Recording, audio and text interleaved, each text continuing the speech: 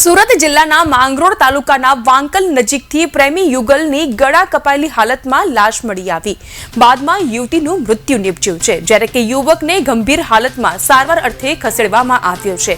યુવકના ગળા પર ગંભીર ઘા થયો હોવાના કારણે તે હાલ બોલી પણ શકતો નથી। યુવક અને યુવતી સવારના સમયે એક્ટિવા પર એક સાથે નીકળ્યા હતા, ત્યારબાદ કોઈક કારણોસર બંને લોહી લુહાણ હાલતમાંથી મળી આવ્યા। घटना स्थल पर एक छरी और ब्लेड पण मळी आवी। पोलीसनी प्राथमिक तपासमां ज प्रेमी युवके ज प्रेमिकानी हत्या निपजावी पोते पण आत्महत्या कर्यो होवानो आत्महत्यानो प्रयास कर्यो होवानी आशंका व्यक्त करी छे। હવે આ કેસ રિલેટેડ એક પેશન્ટ આવ્યું છે માંગરોળ સીએચસી થી 108 માં રિફર કરવામાં આવેલ છે પેશન્ટને ને પેશન્ટના ગળાના ભાગે ઈજાના નિશાનો છે। પેશન્ટની અત્યારે હાલ તો કોઈ હિસ્ટ્રી ખબર નથી માટે અને પેશન્ટથી બોલી શકાતું નથી ગળાના ભાગે ઇન્જરીના કારણે। પેશન્ટ નામ સંજયભાઈ છે અને નર્મદામાંથી એમનું રહેવાનું નર્મદામાં છે।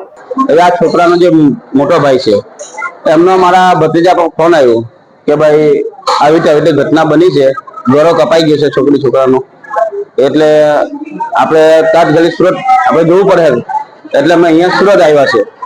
હવે અમને એકચ્યુઅલી કઈ ખબર જ નથી કે કેવી રીતે બીના બની, કેવી રીતે ઘટના ઘટી છે, એ અમને હજુ જાણ ખાલી કઈ જ નથી ખબર। ખાલી અમને એટલું ખબર છે કે ભાઈ આવી ઘટના ઘટી છે, ગળો કપાઈ ગયો છે, એટલે અમે અહીંયા આવ્યા છે।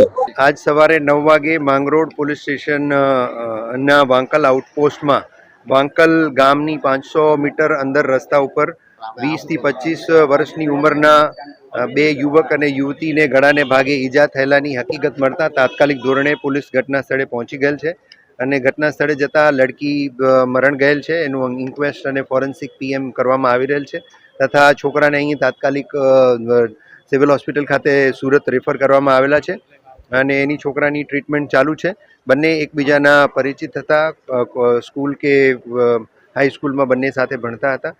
છોકરી કોલેજ કરતી હતી અને છોકરો અત્યારે જે છે એ બીજા કોઈ કામમાં હતો એવું હાલ પ્રાથમિક દ્રષ્ટિએ જાણવા મળેલ છે। પોલીસ તમામ વિગતો અત્યારે વેરીફાઈ કરી રહેલી છે અને ઘટનાનું કારણ શું છે એ જાણવા માટેની પણ પોલીસ દ્વારા તમામ પ્રકારના પ્રયત્ન થઈ રહેલ છે। ઘટના સ્થળ પર હાલ મળતી માહિતી મુજબ ત્રાહિત કોઈ વ્યક્તિ, ત્રીજા કોઈ વ્યક્તિની હાજરી જણાઈ આવેલ નથી। તેમ છતાં પોલીસ આજુબાજુમાં તપાસ કરી અને ઘટના વિશે માહિતગાર થઈ અને આગળની કાર્યવાહી કરી રહી છે।